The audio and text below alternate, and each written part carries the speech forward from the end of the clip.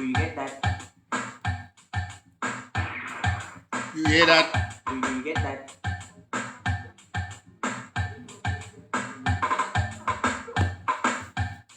Odi surna massive. Odi for tang. Do you get that? And I can say that surna massive. For tang ayat na brad. Ik van met takik ba is de mi be dewa sana nga uno pe iere papa sloten be jatori. Wa reminder ginesra na Do ma, you get that? you know what I mean? Wa reminder Do you get that? ginesra na ma. Wa reminder ginesra na ma. Isap teme ko mine melde mino ap isabi en mine wakti smaf kong mina nami na pasen mi kof komputer bos kopu en mama strana buwan me ku sabi tak aladen tweifel na aladen takrumaniri sawe tuleki un dena kelma to be tweifel, you know what I'm saying? 24 December de kong na wayari sa asiri sang paprani musgro. Luku if ogro in you. Luku if u wodoro ateng fu oshi if I go in you. Sela sera stafara we give thanks and praise to the Most High God. Omesma bad mind people. Long way today remitako unoko wins me na blood clit yari. Liberty van we verstaan hoe dat une verjaren moro. Liberty van we verstaan dat niet. Maar misap dat het was pijnlijk voor jere de nonsense sang un bai voor de keel sa un wakananga sa un set gide chef un sa le dem chef we tek tangano. You know what I mean? Don't ati brought up me. Ati brought up ons revi. Ona unu copy cross. You hear that?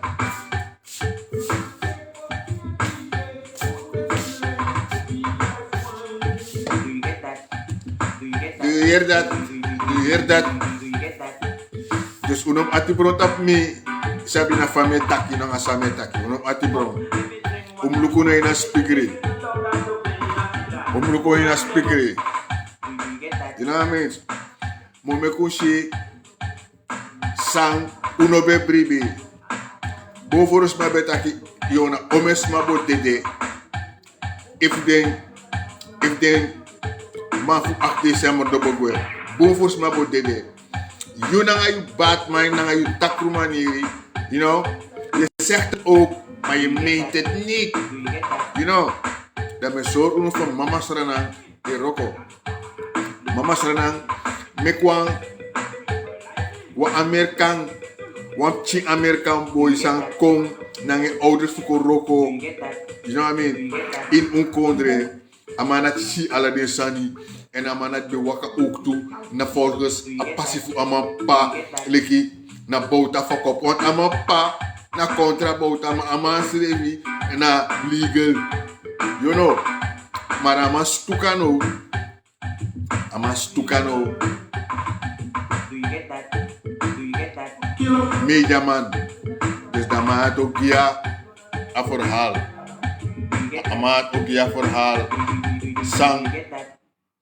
Is de miko life is de na wa life fu miko na wa life is de fu masra sloten sa bon furusma ook toe be veracht, you know, en met tanta king de man fu apartheid aman bente, you know what I mean?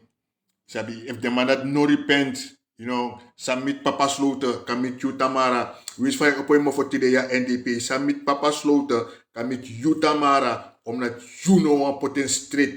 You know what I mean? Mi tegung ba papa sloten nga bouta bende herde e chuku chuku. You know what I mean?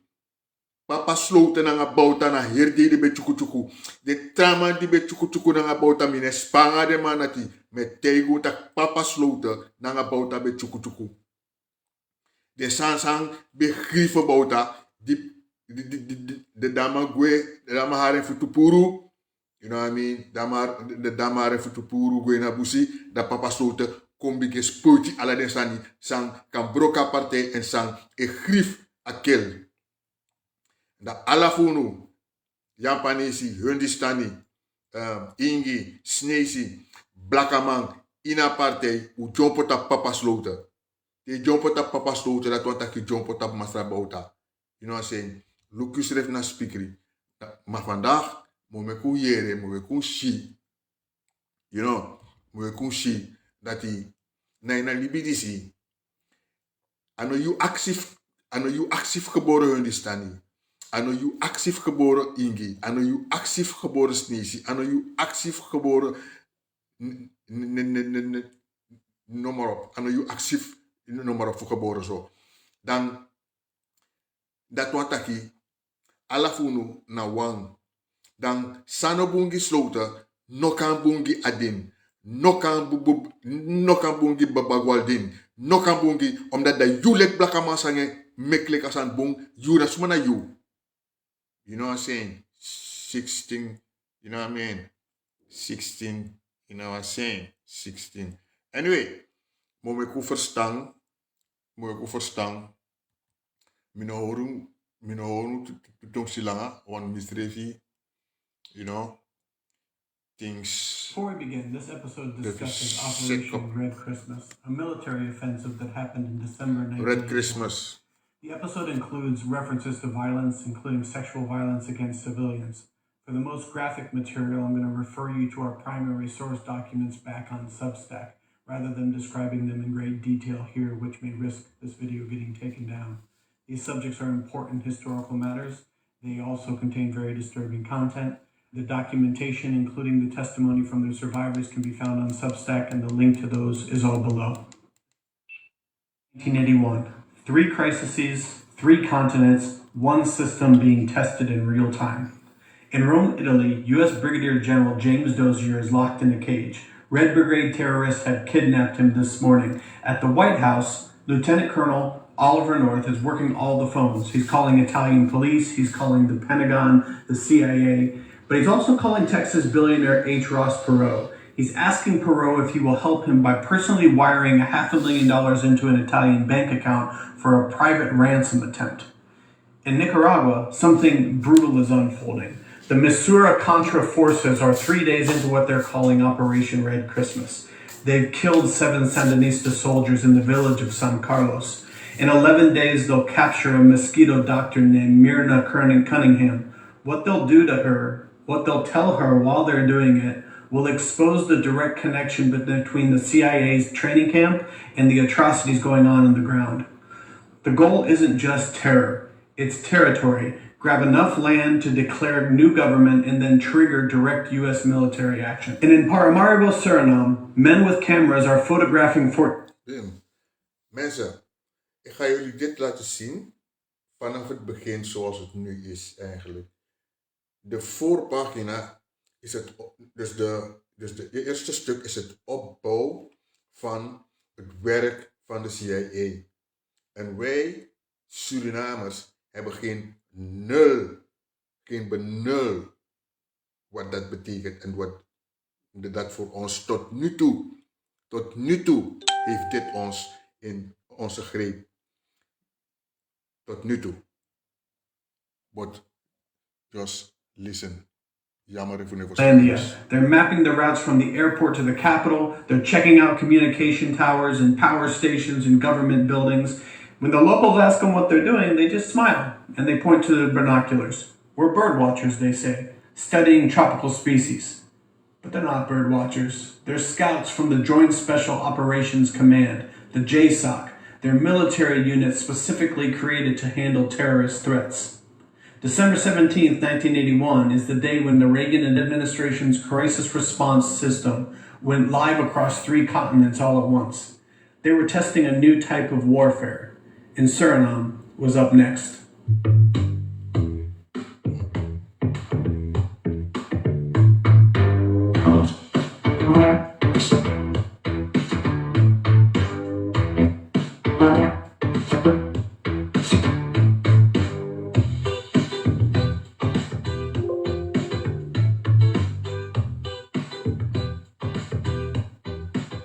This is the Suriname-Contra Affair, Part 4, Operation Red Christmas.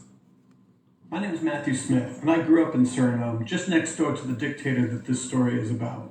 In our previous 3 episodes, we showed you how Reagan's administration built a shadow government with the new crisis management structures, the legal power to wage secret wars without asking Congress. By December of 1981, that system was ready to go. 3 weeks earlier, at the 14th Annual Conference of the American Armies at the Watergate Hotel in the United States, U.S. military intelligence officials got everybody to agree on something very important. Soviet-aligned revolutionary movements would no longer be called revolutionary governments. They would be labeled terrorists. This wasn't just playing word games. This changed everything, because revolutionary governments require diplomacy. Congress has to know about them. International law applies. But terrorist threats, different rules kick in. Crisis response operations, fast action, fewer questions. The Joint Special Operations Command, JSOC, had been created specifically to handle terrorist incidents after the failed Iran hostage rescue attempt during the Carter administration. But here's the trick. When you label a revolutionary government as a terrorist group, suddenly JSOC can get involved. The counterterrorism teams can deploy. And in December 1981, those teams were being sent across the Caribbean basin. Sent across the Caribbean bases. But to truly understand what was being planned in Suriname, you have to understand what they were testing out in Nicaragua. Because Operation Red Christmas wasn't just a military track. It was a blueprint. It was a test run for a new kind of warfare. For 43 years, Nicaragua had been ruled by the Somoza family, one of Latin America's most brutal dictatorships. The Somozas... Bim, wanneer Surinamers met hun mond dingen roepen, neem ik ze soms niet kwalijk, omdat wanneer je nu weet, dat je guest. Een feit dat wij nog niet rijp waren, de militairen, de informatie van Suriname, waren nog niet rijp. Mensen houden van biggie maken met hun mond, hoe rijp ze zijn, hoe rijp ze waren. You know? Vandaag moet je hier zien en horen en luisteren dat wij nog niet rijp waren en ook nog niet rijp zijn. You know, kan Roko revolutie afpassie. En een feit dat bas horen zo lang en draaien sampuru, jayosi va bas na bas. A quarter of all of Nicaragua's arable farmland. They controlled airlines and shipping and cement factory and banks. When an earthquake hit the country and destroyed the capital city of Managua in 1972, Somoza's National Guard looted the city while international aid money disappeared into the family's bank account. The National Guard wasn't a professional army per se. They were Somoza's family's private militia. They stayed in power through torture and terror and making people disappear and murders. In July of 1979, the Frente Sandinista de Liberación Nacional marched into Managua. They built a broad group of supporters, students, workers, business leaders, Catholic priests. They practiced a new type of Christianity, or an emerging type called liberation theology. Even parts of the National Guard started to switch sides. After months of urban warfare that killed almost 50,000 people, they won. Against insurmountable odds, a popular revolutionary movement had overthrown a US-backed dictatorship. And that terrified the Reagan administration, because Nicaragua wasn't alone. It was part of a pattern. Remember, we talked about how Vietnam, Laos, Cambodia in 1975, and then Angola in 75, Ethiopia in 79, Iran in 79, Grenada in 79, followed by the Suriname Sergeant's coup in 1980 of February. From Washington's point of view, the dominoes were falling. Nicaragua was the latest domino, and it was only 1,200 miles from the Texas border. By 1981, Reagan and his team had decided that Nicaragua would not be allowed to succeed. The Sandinistas were accepting Cuban advisors, they were building relationships with the Soviet Union, they were supporting leftist movements in El Salvador and Guatemala. to the Reagan administration, they looked exactly like Cuba, being copied all over again. So the CIA began building the Contras, which was short for Contrarrevolución, the counter-revolution. The core of the Contra movement were the former National Guard soldiers, so Somoza's henchmen, his thugs, now being recycled and rebranded as freedom fighters against communism. But there was a problem, which was nobody liked these guys. They had no popular support. Everybody reminded them that they were Somoza's men. And that's where the Mosquito people came in. So the Mosquito are an indigenous group living along Nicaragua's Atlantic coast, a region that had always been culturally separate from the rest of Nicaragua. For centuries, they kept their own language, they had their own way of governance, they had a relationship with the land. And when the Sandinistas took power in 1979, they had big plans for that Atlantic coast. They wanted to bring it into the revolution. They wanted to adopt literacy campaigns in Spanish and development programs and land reform. But the Mosquitoes saw this as another type of cultural invasion. Here you had Spanish-speaking people from the Pacific telling them how to live and trying to replace their language and customs with revolutionary talk. The Mosquitoes wanted autonomy, self-rule, recognition of their indigenous rights. They were real grievances that they had. By February of 1981, tensions exploded. The Sandinistas arrested leaders of the Misurasata, the Mosquito indigenous organization, including a charismatic young leader called Stedman Faggoth. So after his release, Faggoth went into exile in Honduras, and that is where the CIA found him. The agency saw an opportunity. The Mosquito had real complaints against the Sandinistas. They could claim indigenous rights. They could make the Sandinistas look like colonizers, just another modern version of Spanish conquistadors. So the CIA helped Stedman Faggoth create Misura, which was a new Mosquito indigenous military group that was aligned with the larger Contra movement. So they provided Misura with training camps in Honduras, with weapons, with advisors, and with money. So this was the same strategy that the CIA had used during Laos in the Vietnam War. Recruit ethnic minorities with real complaints, use them as proxy forces, then step up U.S. direct military involvement when the proxies had established themselves a base. So many of the CIA officers who were running the Nicaragua operation had been veterans of Laos campaign. So they knew the playbook, they'd seen it work before. And in 1981, November, they gave the green light for something that was called Operation Red Christmas. The plan was ambitious. Misura forces would launch a major attack along the Atlantic coast. They would seize territory, they would get enough land, hopefully, to declare a provisional government, and then the United States would provide open military support, turning the covert war into a regular one. So direct American action would support this indigenous government fighting against the Sandinistas' colonialism. What they were planning for Nicaragua in December of 1981 was a blueprint, a test of how you could manufacture the justification for U.S. military action using these indigenous proxy forces and propaganda. But what happened next was brutal. On December 20th, 1981, Misura fighters captured 7 Sandinista soldiers in the village of San Carlos. And what they did to those men, the torture, the mutilation, was designed to send a message. When the villagers found the bodies, they understood this wasn't just war, this was terror. The full details about what were done are documented in the sources listed in the show notes. I'm giving you the basic facts here, but you really should take the time to read the complete record for yourself. 8 days later, December 28th, Misura forces captured Dr. Myrna Cunningham and her colleague Regina Lewis. Dr. Cunningham was a Mosquito doctor, one of the few from her community who had earned a college degree. She was heading to a remote clinic to practice and provide health care to her people. What happened next, and what those men did to Dr. Cunningham and Regina Lewis over the next few hours, and what they told them while they were doing it, is documented in Dr. Cunningham's own testimony. I'm not going to describe it here. Even if I read those words out loud, this would get this video removed from YouTube, but you need to read it to see what she said.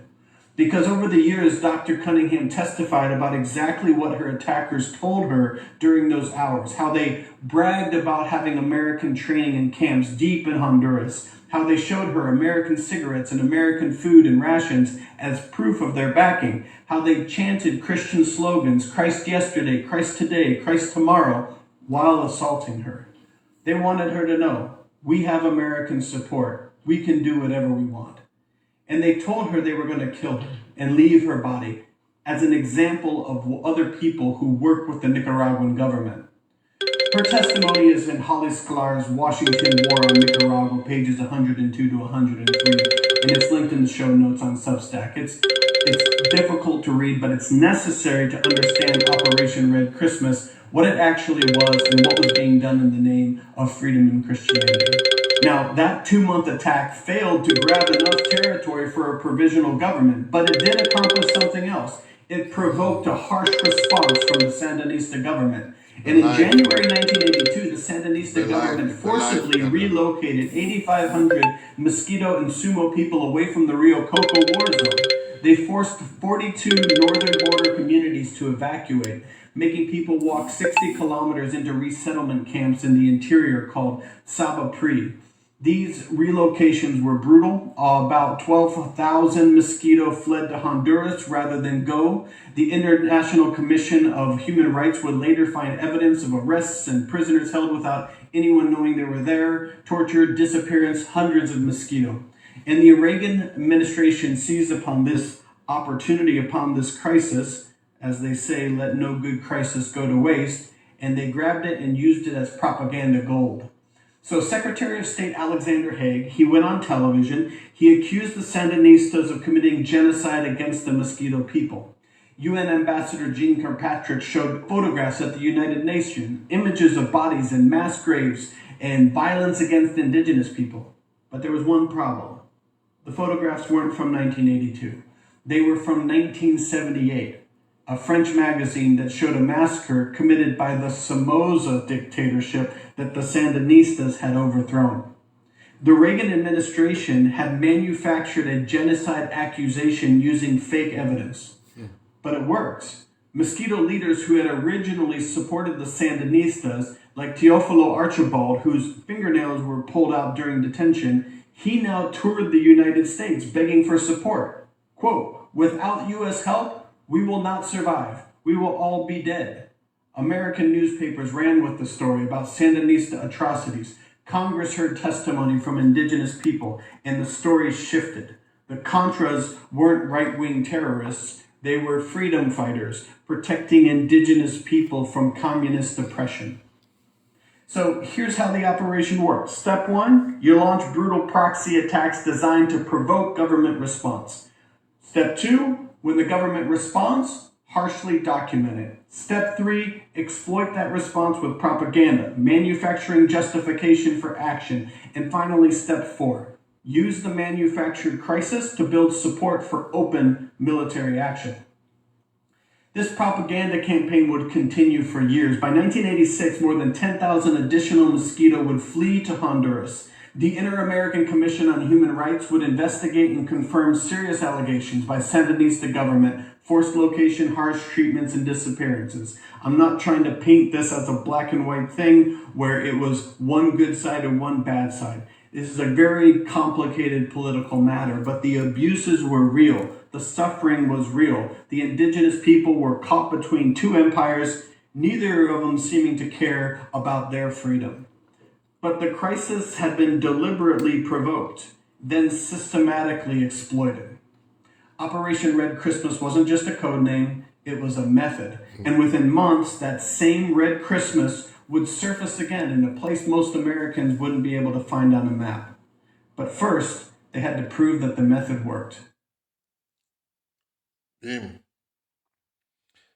Dus dit is de eerste deel. Maar je ziet op de map, je ziet ook Suriname staan. En je hoort het naam Red Christmas. Daarom heb ik dat topic Red Christmas DDB. Dit is wanneer mensen roepen van Nederland, hoor Sani voor 60 jaar, ik de opposani, etc. Ik neem jullie niet kwalijk, omdat uno sabi. Me hoop dat te uluku disi, dat u kan verstaan. Me hoop dat te uluku disi, te u arki disi, dat u kan verstaan. Dat die na Engeland, Amerika, alles maar de in een systeem voor onderdruk een bepaalde, noem maar op, een bepaalde systeem waaronder ons revi, de extreme people, we van onder een systeem dat die. Maar we op 10 zomer vara, dan me hoop dat je bovenvoors maar kan begrijpen, op 24 december 2024, bovenvoors maar kan begrijpen dat die. All right. December 17th, 1981, that same day Operation Red Christmas was unfolding in Nicaragua. In Verona, Italy, U.S. Army Brigadier General James Dozier, the highest-ranking American NATO officer in Italy, is kidnapped by Red Brigade terrorists. Now, the Red Brigade are a far-left Italian terrorist organization. They've been kidnapping and killing officials for years. In 1979, they kidnapped former Prime Minister Aldo Moro and they killed him after 55 days. Now, they have an American general. At the White House, the Dozier kidnapping becomes Oliver North's responsibility. North is 38 years old, a decorated Marine veteran who'd served in Vietnam. He'd been assigned to the National Security Council, and he's been there since August of '81. And he's already become a go-to guy for these sensitive clandestine operations. He works with the Italian police, with the Pentagon, with the intelligence community, but he's also doing something else, something that won't appear on official State Department cables or Pentagon memos. He's calling H. Ross Perot. Now, for those of you who do not know, Henry Ross Perot was a Texas billionaire who'd made his fortune in data processing. But more importantly, he's a man who believes in direct action. In 1969, Perot agreed to work behind the scenes for the Nixon administration. He was trying to improve the treatment of American prisoners of war in Vietnam. For 12 years, he'd been the guy that you go to when the government needed something done quietly, something that couldn't be done through official channels. In 1979, when the Iranian Revolution trapped 2 of Perot's employees in Tehran, he didn't wait for the State Department. He hired a team of commandos who staged a private rescue mission, and it worked. Now, Oliver North knows this story. Everybody in covert operations world knows this story. So when Dozier gets kidnapped, North reaches out to Perot with a question. Would you be willing to fund a private ransom? Now, according to Ben Bradley's carefully researched work, Guts and Glory, The Rise and Fall of Oliver North, Perot agreed. And in January of 1982, he wired $500,000 to an Italian bank account in exchange for a ransom. But here's what's crucial. Perot believed he was acting with government consent and authorization. Years later, when asked if North was working with higher authority, Perot said, "My sense is always that people who do these kind of things in the government are getting very meticulous approval for their activities. Maybe by the time I started dealing with Colonel North, specifically, I had been pretty well programmed in that direction because that had always been the case." So he thought North had approval, at least that's what he was saying, and he thought that this was just U.S. official policy, executed through private channels. But while Perot was wiring the money to Italy, President Reagan was making his position on terrorism very clear. On January 27, 1982, the day before Dozier was rescued, Reagan told reporters, "America will never make concessions to terrorists. To do so would only invite more terrorism." It was a statement that he would repeat over and over again at press conferences and speeches and addresses to the nation. "We will not negotiate with terrorists. We will not pay ransom. We will not make deals." But Oliver North, working under the crisis management authorities that Vice President Bush had constructed, was doing exactly that. With private money, with wealthy patriots who believed that they were serving their country. The public policy was one thing, the shadow government's actual operations were something entirely different. But while North was building his private funding network, something else was happening. A massive crisis response operation that most people don't know about. The Pentagon sent Colonel Jesse Johnson, leading a 6-man Delta Force and intelligence support activity personnel, to Italy. The Intelligence Support Activity, otherwise known as the ISA, had been created just months earlier, specifically to solve the intelligence failures that had doomed the Iran hostage rescue operation during the Carter administration. So these were signal intelligence specialists who could track counterterrorism in real time. So ISA operators equipped a Bell helicopter with radio scanning equipment and electronic tracking gear. Every time the Red Brigades communicated by radio, the ISA could lock on to their signal to figure out where they were. Now, this was cutting-edge technology in 1981. The ISA had ground units and vehicle networks. When they found a frequency, they would pass it on to the NSA, the National Security Agency, who would then use spy satellites to pinpoint where the safe houses were.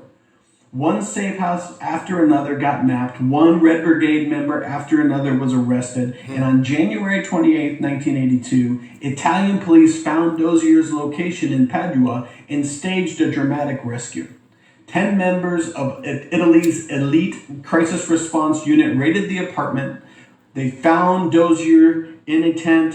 They knocked out 3 of the armed guards immediately. There was a 4th who was holding Dozier with a gun to his head, but before he could kill the general, they were able to subdue the man and rescue Dozier without incident. So they captured 5 Red Brigade members in total. They avoided any casualty without firing a shot. And Dozier was freed, and the money was returned to H. Ross Perot. But something more important had happened. Oliver North had just established the blueprint. When official U.S. policy won't allow something, just find a private citizen who will fund it. And this is happening in January of 82, more than 4 years before the Iran-Contra scandal becomes public, more than 2 years before Oliver North starts building what would become known as the Enterprise, a network of private donors and arms dealers and offshore bank accounts that will fund the Contras after Congress cuts off their support. But the blueprint is already there, and North would use it again and again. Find the wealthy patriots, convince them they're serving their country, use their money to do things that Congress won't authorize. Over the next 3 years, North went back to Perot repeatedly for Beirut hostages, for Lebanon operations, arranging millions in secret funding. In March of 1984, when CIA Beirut Station Chief William Buckley was kidnapped, North asked Perot for $2 million. Perot immediately agreed to make the money available whenever needed. Now, the ransom attempt failed, and 15 months of torture followed, where Buckley died in captivity. And that is where the arms for hostages deal with Iran began. And there's something else that's significant. North later told people that Perot made him a promise. According to North's own memoir, Perot said, quote, "If he goes to jail, I'll take care of his family." And think about that. You got to remember, Perot was actually also a presidential candidate. If it wasn't for him running as a third-party candidate, George H.W. Bush, the former CIA director, may have won a second term. But because Perot came in and siphoned off 19% of the vote, Bill Clinton ended up becoming president instead. So it's that same man who's running covert operations with George Bush and Oliver North during the Reagan administration. And this is how the shadow government really worked. It wasn't just legal powers and organizational charts. It was personal relationships, wealthy patriots who believed that the ends justified the means, and these private funding networks and cutouts that could operate when the official channels couldn't. The Dozier kidnapping proved the concept for the private funding, but it also proved something else. JSOC and ISA could execute successful crisis responses. The intelligence support activity's signal intelligence had been decisive, Delta Force planning had been flawless, and Operation Winter Harvest, which was the code name for the Dozier rescue, was ISA's first major success. Okay, en nu we gaan naar Pacific Suriname. En dan laat me wachten. Okay, so now... Bon. Wie is deze man hier? Deze man hier is niet geboren in Suriname, maar aan mijn ouders ben die de Amerikaan, dus daar man kon naar Stranang, ook te voegen naar scoren naar Stranang naar de Sanati. Dus hij is geleerd dat Bouterse nou een dictator. Dus wanneer hij praat moet je gewoon goed luisteren, omdat hij dan met een open hart praat, samen de leren na samen go onderzoek, want we een onderzoeker. Dus dan yo jere ja. En nog mooier.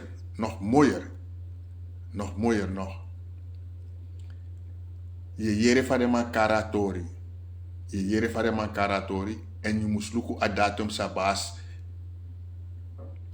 Dus met een laatste poging voor ons man kan verstaan dat hij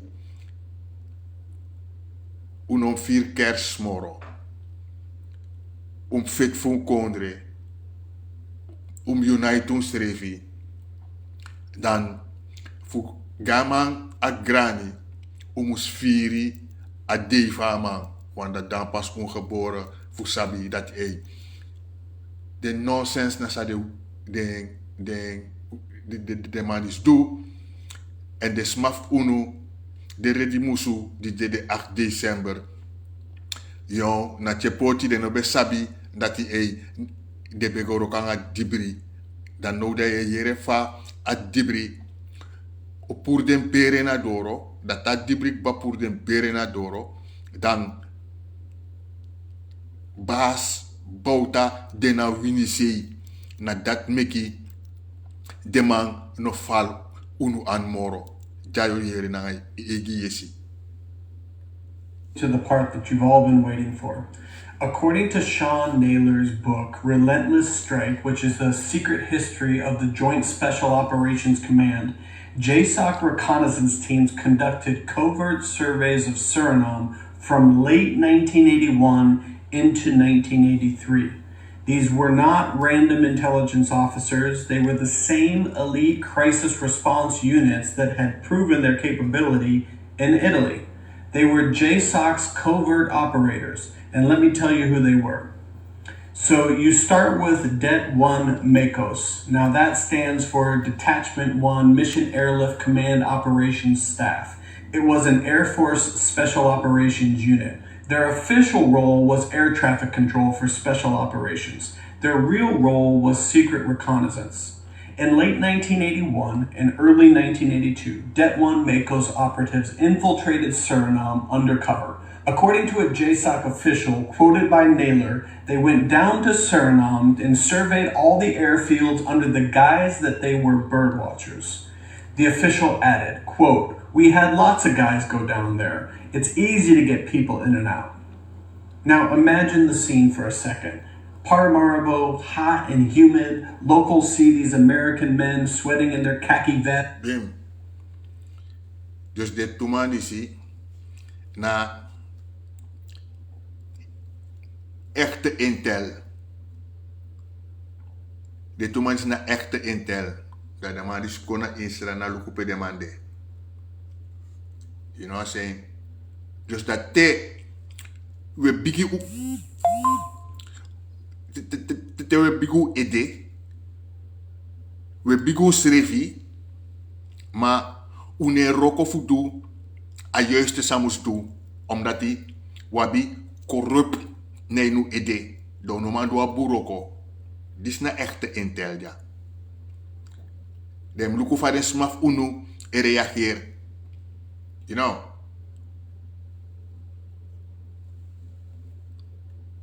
And they're pointing to their $1,000 binoculars, not at the canopy, but at the crumbling walls of a 17th century Fort Zeelandia.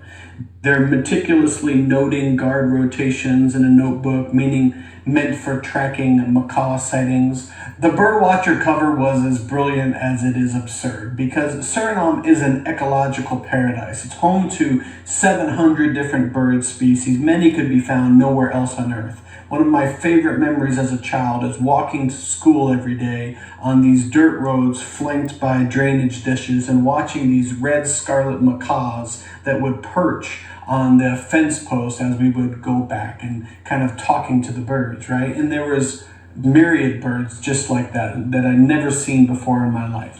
So these operators arrived with their cameras and binoculars and field glasses, and they wore their khakis and lots of pockets on them and carried notebooks that were supposedly recording their bird sightings, but the cameras weren't just for the birds.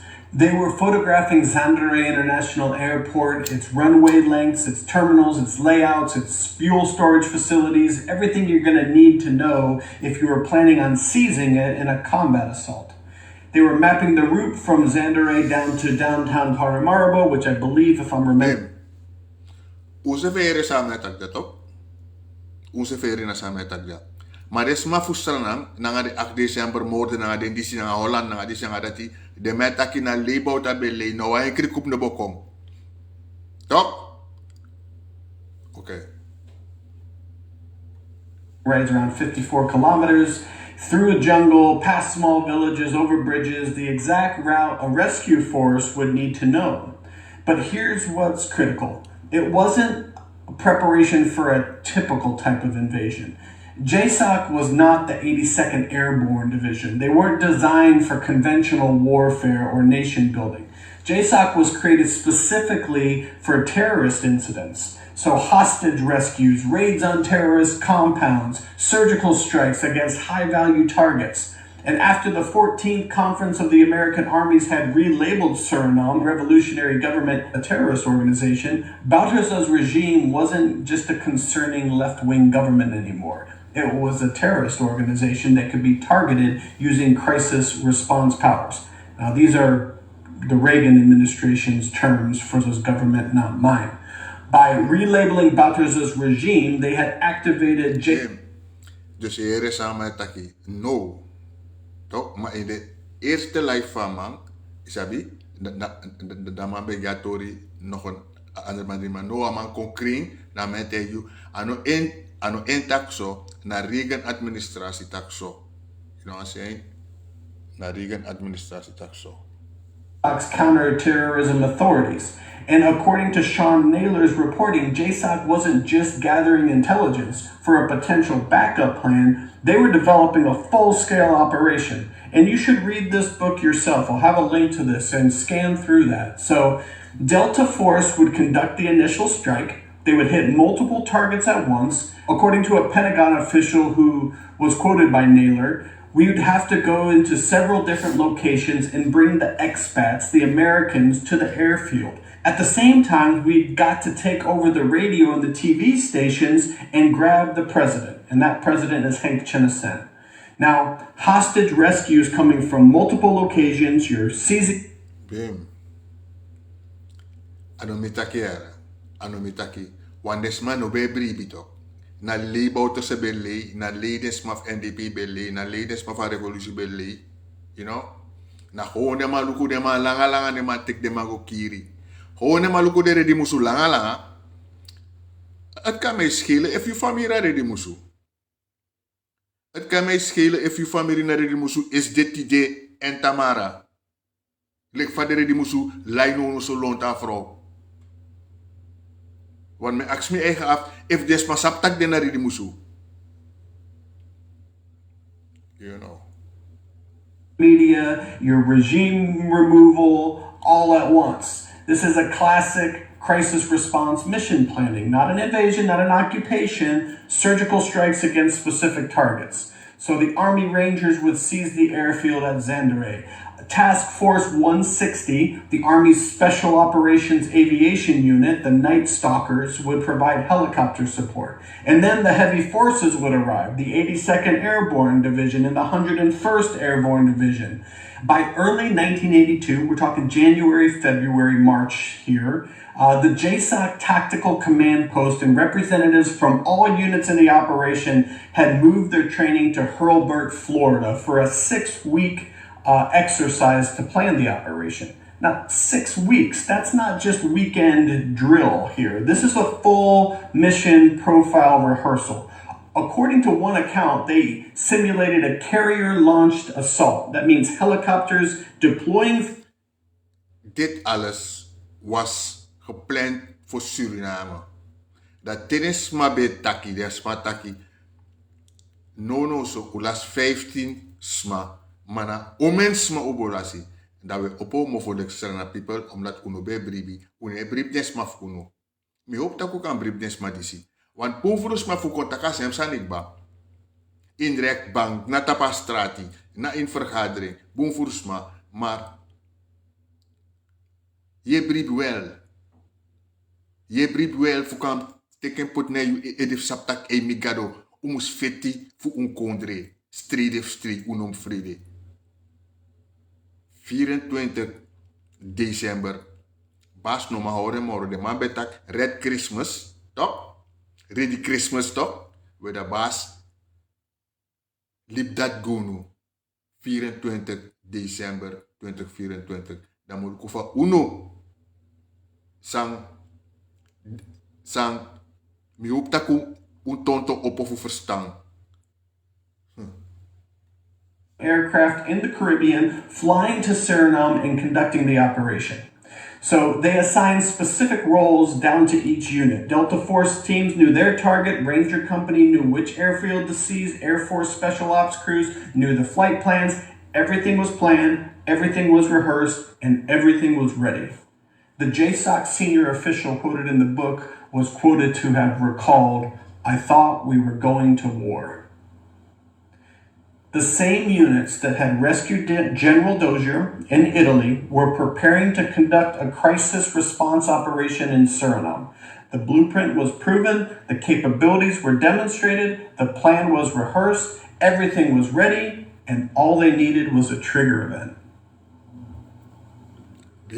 But the bird watchers, all them needed was a trigger event. All them needed was a trigger event. Sadesma be wakti na fudesma fu a revolutie bemeki wan verkeerde stap. Didema kierde 18 man. Didema kierde 15 man. Ano verkeerde stap de mameki na ina ai furige na ngane trasma. Omdat de ma kierde infiltrant. De ma kiri de man sang goroko nanga den Amerikan. Dus abanti koti. Abanti koti. Eshet de ma kisunu. Abanti koti. You know what I mean? Dat toen only the beginning. Now, Eric Haney was a founding member of the Delta Force. In his memoir, Inside the Delta Force, he describes something that happened in 1982. Quote, "We spent the better part of a year planning for the invasion of a small tropical country that had managed to get itself on the U.S. government's shit list. I won't name the country." Okay, so he won't name the country, but he describes it. A small tropical nation, an American corporation facing taxation. So that American corporation was most likely Alcoa Aluminum, which was facing some threats of nationalization or heavy taxation by the Bouterzo regime in 1981. So he says CIA-backed guerrillas who stopped the tax, an invasion plan that sat on the shelf unused. But then he writes, quote, "But we had a custom-tailored invasion plan sitting on the shelf, an expensive one, and it seemed a shame to let that go to waste." Haney describes the planned force. Delta Force, the 1st Ranger Battalion, a Marine amphibious unit, Navy and Air Force support. He says the final rehearsal cost alone was over $1 billion in 1982 money. $1 billion rehearsal for an invasion that never happened. That matches exactly what we know from Sean Naylor's book about Suriname. 6 weeks of rehearsals at Hurlburt Field in mid-1982, all the pieces in place, the plan is ready to execute, but no trigger, no incident to justify intervention. So the plan sat on the shelf. Now, according to a Miami Herald article in 1987, Oliver North controlled an integrated 250-person special operations package. Now think about what that meant. It meant the ISA for signal intelligence, political security operations, SEAL Team 6 for maritime and hostage rescue, Delta Force for surgical strikes and assault operation, Task Force 160's helicopter pilots for aerial support, Rangers for rapid airfield seizure, and heavy follow-on forces from the 82nd and the 101st Airborne on standby. All coordinated by one Marine Lieutenant Colonel at the National Security Council. This wasn't a contingency plan, this was capability. It was a versatile 250-person regime change toolkit that could deploy anywhere in the Caribbean basin on a 48-hour notice. October 25th, 1983, 14 months after the Suriname rehearsals, the United States invaded Grenada. Haney was there. He describes flying into intense fire in a Black Hawk helicopter, part of a force that included Delta Force, SEAL Team 6, Task Force 160, Rangers. Bim. Dus je moet goed, dit moet jullie goed begrijpen. Na die decembermoorden hebben deze mensen afgezien van wat ze 6 weken hebben geoefend, gepland. 6 weken, niet weekenden, 6 weken. You know? Om bijvoorbeeld voor Kona Undap en Suriname. Maar die bouta nangarifo kira ede. Hier de 15 man. De man is bakaf direct. De man is bakaf direct. You know. Dat de man is go na. Dat de man is go na Maurice Bishop. The airfield and the 82nd Airborne providing heavy support. The Miami Herald later confirmed in October 1983 invasion of Grenada, Oliver North assigned ISA units to protect Sir Paul Schoon, the island's governor, to ensure that Schoon could assume political leadership once the United States had overthrown the leftist government.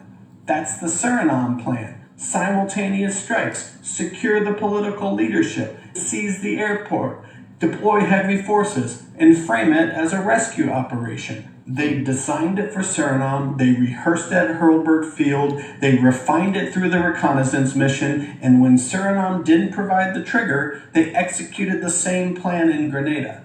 So think about what this means. The Reagan administration had developed rapid deployment capabilities specifically designed to overthrow small Caribbean and Central American governments in 48 hours. It had dedicated special ops units totaling 250 personnel, helicopter assault forces with night flying capabilities, intelligence units that could provide undercover in target countries, political warfare specialists who could secure leadership transitions, heavy follow-on forces to consolidate control, a command structure that bypassed the Pentagon and the CIA and Congress after having been told no that summer, and it was seemingly all coordinated by a young Lieutenant Colonel Oliver North at the National Security Council. And we know that he coordinated with the Grenada operation.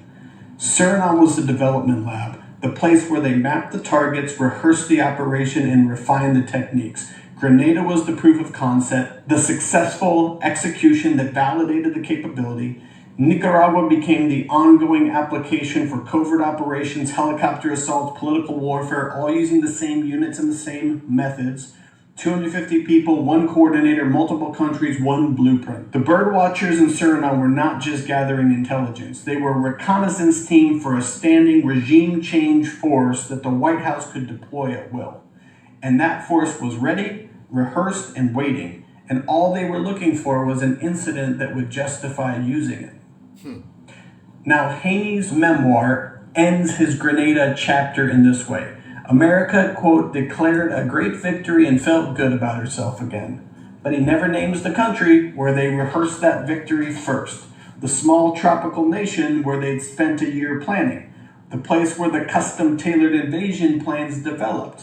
And this is important because if he had said that, then we would have a first-hand account of one of the forces that was on the ground during this operation, which would make this a lot firmer of a case. But 4 years later, in 2006, Haney was interviewed by Maxim magazine, and this time he named it.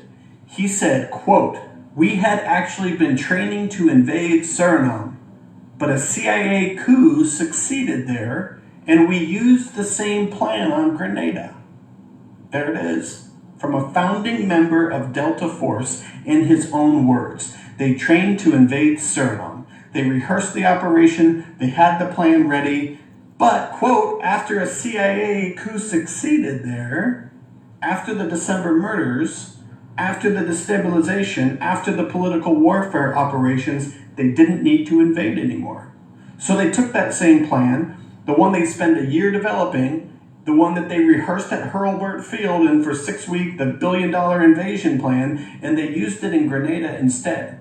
Same unit, same structure, same operational concept, just a different island in this case. But Haney's quote reveals something else that's important. He says, after a CIA coup succeeded there, a CIA coup. Haney says it like it's all a known fact. Everyone understands what he's referring to, but it's not widely known. Most people... Damn. So, if you edeno straputo, if you edeno straputo, if you edeno strapu, we kama tak bakafi verstaan ja. Ja, volgens mij kon die wel spantori, maar if je maar jere samen taki, abramasa sloten, nanga bauta, nanga partij, nanga maniri, dem arkisa met takda. Interviewed by Maxim magazine, and this time he named it. He said, quote, "We had actually been training to invade Suriname, but a CIA coup succeeded there, and we used the same plan on Grenada." CIA coup. A CIA coup succeeded there.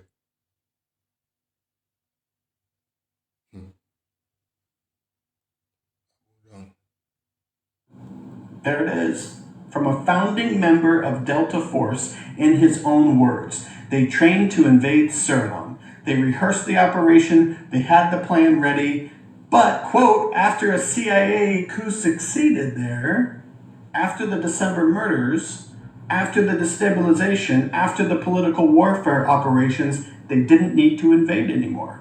So they took that same plan, the one they spent a year developing, the one that they rehearsed at Hurlburt Field and for 6 weeks, the billion-dollar invasion plan, and they used it in Grenada instead. Same unit, same structure, same operational concept, just a different island in this case.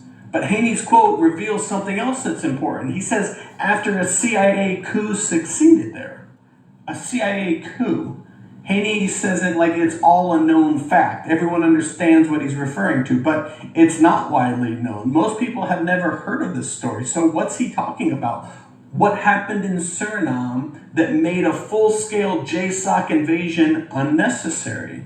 What event changed the calculation so dramatically that they took their billion-dollar blueprint and used it somewhere else? And that is the story of the December murders.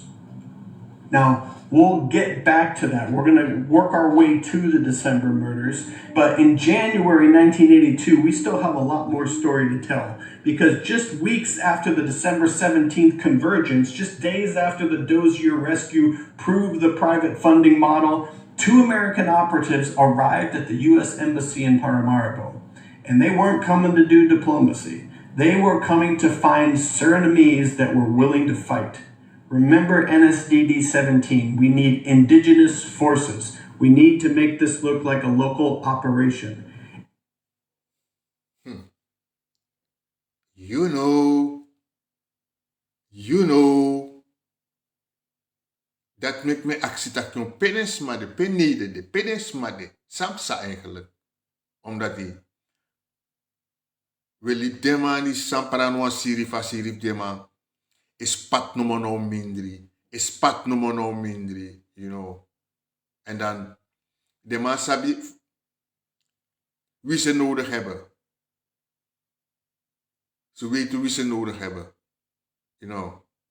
En de man sabi, if you loop disi, na dis demo give papa wasanetak. If you loop doksi, na doksi demo sakagi. You know.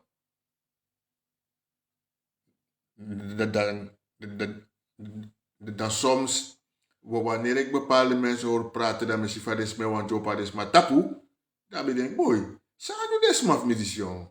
Sa do des maf medisi. Ame si, sa ame si. Ame firi, sa ame firi. Ama mak tak samen siang samen firi. Omdat je nou hypocriet, dat je probeert voor papa man controle hypocriet toe. Anero ko era.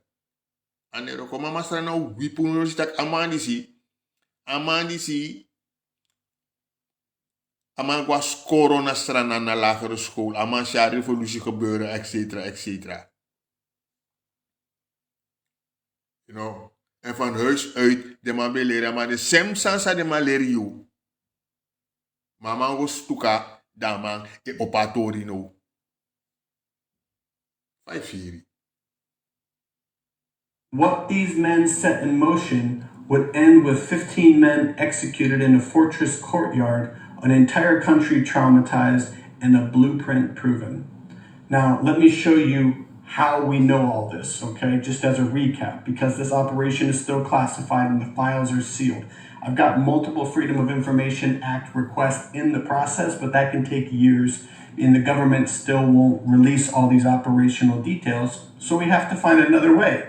So we need to find the operational signature of the person who was involved. Think of it like a lock where you have multiple tumblers and you got to get them all to line up for things to open. Each piece of the evidence is the tumbler that needs to click into place. And when they all align, we'll have the locks open. Okay, so here's what we have. Tumbler number 1, the blueprint. That's Sean Naylor's book. It shows us the operational plan, what JSOC was planning on doing, the reconnaissance teams, the rehearsal at Hurlburt Field, the structure, all of that. It tells us what was planned, but not who planned it or whether it actually happened. Tumbler number 2, you've got Eric Haney's 2006 Maxim interview. We'd actually been training to invade Suriname, but after the CIA coup succeeded, we used the same plan at Grenada. That's a Delta Force founding member confirming that the Suriname operation was real. They trained for it. A CIA coup happened there. The same plan was reused in Grenada. It tells us what happened, but not who coordinated it. Tumbler 3, the Grenada connection. Declassified documents from the Grenada operation show that Oliver North was running point. The crisis pre-planning group, the operation... Zou je verstaan onder CIA coup? Na de DC vermoeden. We jompote dade tak den sani we jompota paman.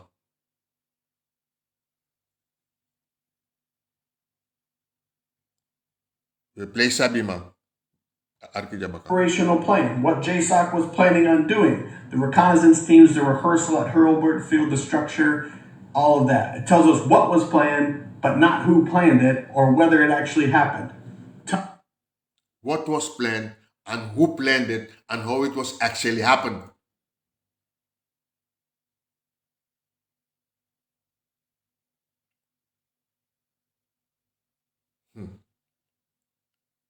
Dape yeshi a rol fu derby, dape yeshi a rol fu santoki, dape yeshi a rol fu baki, dape yeshi a rol fu sital, dape yeshi a rol. Sawe taki. Sawe taki. De man be weer paki de trama ne weer paki de man te weer de trama be weer sudat paki. Sawe taki.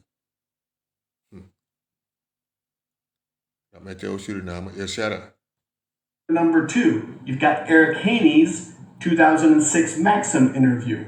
We'd actually been training to invade Suriname, but after the CIA coup succeeded, we used the same plan at Grenada. That's a Delta Force founding member confirming that the Suriname operation was real. They trained for it. A CIA coup happened there. The same plan was reused in Grenada. It tells us what? Awansa ni uwansa matak jakba. Make you verstaan moes go denki bumbu sama taki. You know? Atori fu strana tak de mambo enfeich strana na real.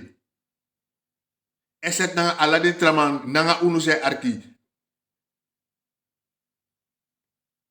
Wait, twijfel.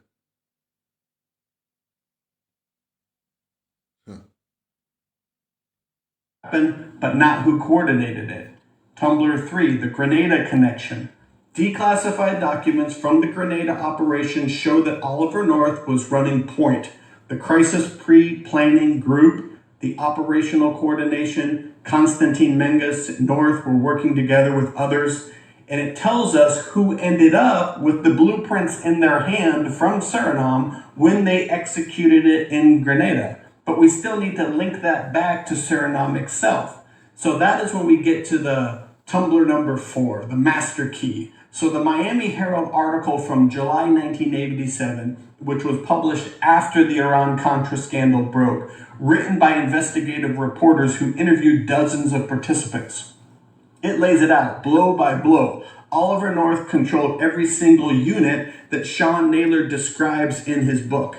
He, quote, the capabilities North oversaw included the intelligence support activity, a new Navy commando unit called SEAL Team 6, a helicopter assault force, Task 160, about 250 people assigned to the units. The article states that in 1983, North grabbed the job of coordinating all these forces. But here's what's important. Just because he took over in 1983 doesn't mean that he wasn't involved in 1981 and 1982. All those working groups, like the crisis pre-planning groups, weren't formed yet. Some of them were. But the command structures, they were still loose. But the Miami Herald makes it clear, quote, when you needed to get something done, he was willing to do something. He made himself the de facto guru of counterterrorism and the special operations business in Central America. That's the master key. That's the person who controlled all the units. ISA, Delta, SEALs, Task Force 160. It was Oliver North. And then Tumblr number 5 is the eyewitness, and that is Ambassador Robert Duemling. In his oral history, and by the way, he would not get into Suriname until the fall of 1982, and we'll cover him in later episodes. But this is what he said, quote, we had Delta teams surreptitiously introduced into the country to make assessments and take pictures, like the birdwatchers, and gather intelligence. I knew about this because I had them in the embassy, ostensibly to assist us with some contingency plan. Duemling goes on to describe briefing of the Joint Chiefs of Staff in the summer of 1983, right before Grenada, whether the U.S. should invade Suriname. He told them it would take about 200 paratroopers to seize the capital and military compound. That matches exactly what Naylor and Haney described. It confirms Delta teams were actually in Suriname. So I'll show you here the side-by-side comparison. So this is the Suriname plan. You've got ISA reconnaissance team, the birdwatchers, Delta Force for operations, SEAL Team 6, Task Force 160 for helicopter support, Rangers, the 101st and 82nd Airborne rehearsals, etc. You look at the Grenada execution, same ISA units, according to the Miami Herald, Delta Force, the Haney describes, SEAL Team 6, Task Force 60, boom, boom, boom. Now, ISA in Grenada is protecting Governor Schoon. ISA in Paramaribo, down in Suriname, would have been protecting Henk Chinacen. Every Tumblr clicks into place, the blueprint. It's real, it's trained for, the same person coordinated it. The person was Oliver North, it appears. Delta teams were actually in Suriname. The same plan was executed in Grenada. That's not circumstantial evidence, that's a documented operational signature. The person who coordinated the Suriname operation, who sent the ISA birdwatchers to survey the country, who rehearsed the 250-person special operations package at Hurlburt Field, who then took that same blueprint and executed successfully in Grenada, that person appears to have been Marine Lieutenant Colonel Oliver North, operating under the crisis management authorities that Vice President Bush had constructed, bypassing the Pentagon, bypassing the CIA, directly answering to the National Security Council. It all ran through one office, one man, a Marine Lieutenant Colonel at the NSC who had become the White House's secret Minister of War. So now we have a good idea who was running the shadow war in Suriname. The question is, what were they trying to trigger? Yes, I am.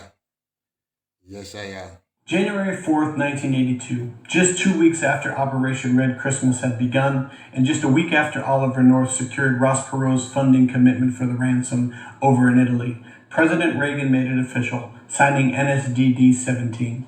It was titled Cuba and America. It authorized the CIA to provide money, weapons, training, and support to democratic fighters fighting communism across Central America and the Caribbean basin.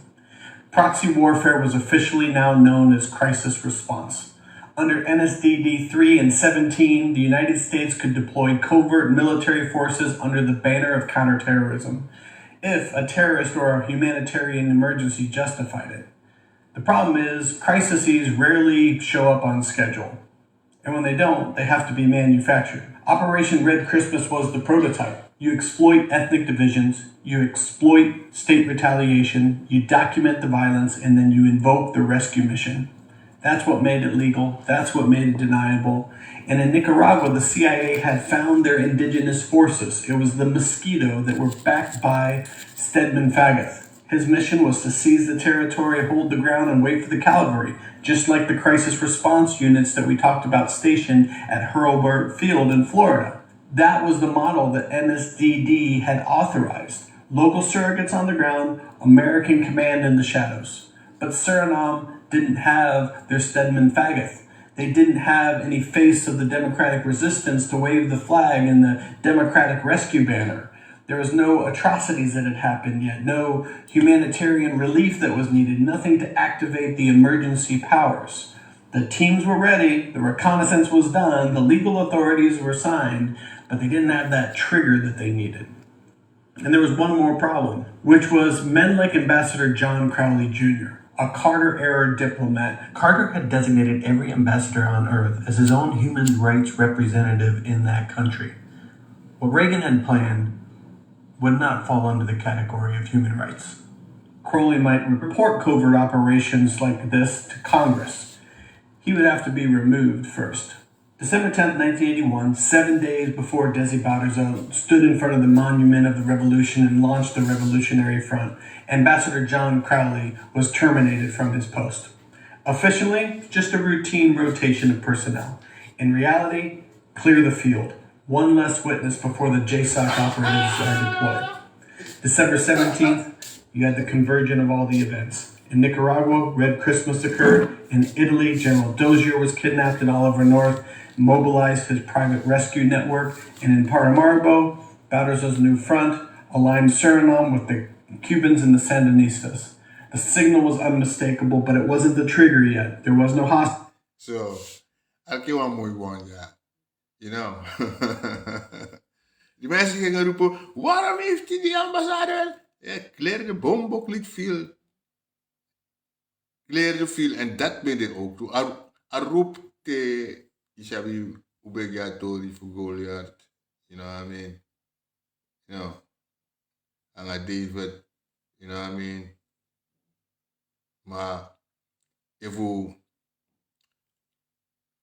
walibi aslinger na kugurawan say, you know what I'm saying? Dat une denk ik gewoon dat na unda pokraal en dat David dan, you know, dan op de informatie jaren. Zoals jaren Stefan, I give thanks and praise to the Most High. Ja, odi Empress Alida Bosman, odi Renito Rono Sentico, odi Stephen Blue, you know what I'm saying? Odi Marciano Shota. Na mission to my lapalok to say me I know bon so mas still me barua odi and me hope dat hij ook kan jere nasa epsa en sambepsa en nasa epsa no so ite omdat die jera me taki a CIA, you know what I mean? Jera me taki a CIA. Want hoef de mas da oppositie, want hoef de mas do ook to in a coalitie. Crisis and no massacre, no pretext for the invasion. But within weeks, new American operatives would arrive. Not bird watchers this time, but wolves, political warfare specialists, men who had done this before in Chile, in Grenada, in Indonesia, all over. Men who would find the Surinamese and create the resistance that were willing to fight, that could bring a plan that would allow the cavalry to be called on. En dat is de oranje moxinanga demang sang ano no demande lont bouta maar demang hier den trama, fu kan chabouta kona ina, you know what I mean? En dan stil ete, des man e grabu, de meklek de grabu, maar de ne grabu aan de long graba buku, sanga wet man skrifi, pe you, de onafhankelijk na you moet skrif je eigen buku, en dan, no kon tegen me dat die, stand by. Because the Reagan administration no kon tegen me dat die, den dorose normen nanga den dorose wetten, want dat want ik want tegen tak mi breni, je want tegen tak mi breni na van Donald Trump en met je bari no tak ogo safe Nigeria, want de moslim, ik hier den christenen dat pe. Na de Nigeria tak yo, no kon aan, want dat zei den kesa. Asanat nep saja. Na gewoon, aman, emek walo sani, etc. En dan unu sang pleilijk weer regeers, ze binnen dan we ondersteunen, etc. Dat we ondersteunen, ook toe de leven man dat en dan, je redt ook weer kari van, meku kabanga le, meku kong, na ina boenseno. En dan here, alaste pis jamme meku arki, want is na een neusje van salem, is na een neusje van salem strefi, los van mineusje vasalem na bouta fiti tegen Reagan. We kwamen kon met tak na nonsense met taki. Bouta fiti tegen Reagan. Dat want taki a revolutie fiti tegen Reagan. Reagan kaart man koinen bakajari. Ame leg de man uit dat jong. Saip sa imi achtertuin dat panga bouter zijn revolutie. Die bouta sha clip dat amayera clip dat ama saptak de man fin no ready. Dan de man bigi hari spang fu Nora fu Afrika. Dus algemene verkiezingen na de sanati. Maar suma na CIA. Suma na den CIA.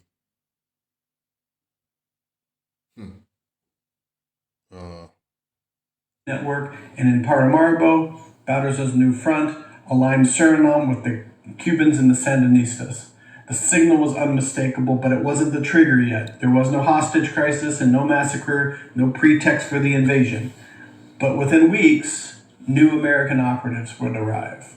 Not bird watchers this time, but wolves, political warfare specialists, men who had done this before in Chile, in Grenada, in Indonesia, all over. Men who would find the Surinamese and create the resistance that were willing to fight, that could bring a plan that would allow the cavalry to be called off of standby. Because the Reagan administration had just proven something in Nicaragua. When you exploit indigenous movements for geopolitical purposes, when you provoke violence to manufacture the justification that you need, when you promise support but you deliver abandonment, people die. And they die in ways that we document for historical record, not because we want to shock you, but because we need to understand what was actually done. What was done to people like Dr. Cunningham, what was done to those 7 soldiers, some of whom buried alive in San Carlos. What would soon be done to 15 men in a colonial fortress in the capital city of Suriname. All of it needs to be documented, all of it in sources, all of it was done in the name of freedom. And in Suriname, a lot of people were about to die. Thanks again for joining us on this week's episode of the Suriname Contra Affair. Yes, man. Selassie Rastafari, you know what I'm saying? Mensen, you see, we never fall back people, but when you have information, you have to let it roll. You have to let it roll and let me try to do the good things. Te wesisan no recht. Smano lobby te taki. No spanga dati. Want anos na mek misha song. Yung taki fasande. De trama se meki leki de. Maar de man het na hypocriet. Overs.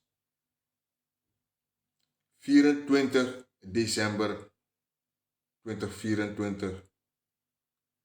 A laatste troef voetbouta. A laatste troef van revolutie. Na fiti tegen Red Christmas. Sang unu. Nanga de matifama lonta man.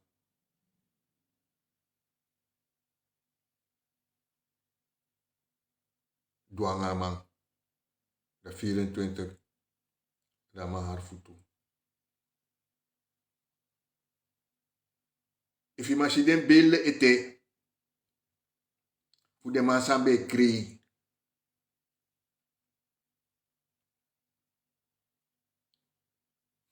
Sela share Rastafari. Modu swanga disi. Modu kufa wodu.